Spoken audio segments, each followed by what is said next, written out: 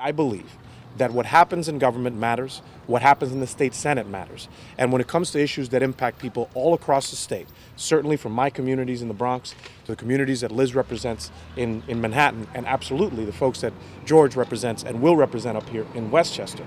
it is the state Senate where we need to have a loud Democratic voice, which a lot of times we don't have the wherewithal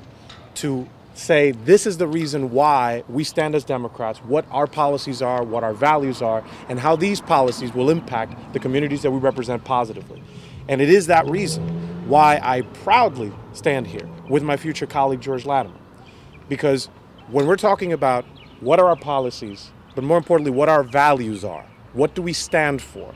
who are the communities that we represent, and how those values will lead to policy that will make lives better for those communities. We need a voice like George Latimer in the state Senate.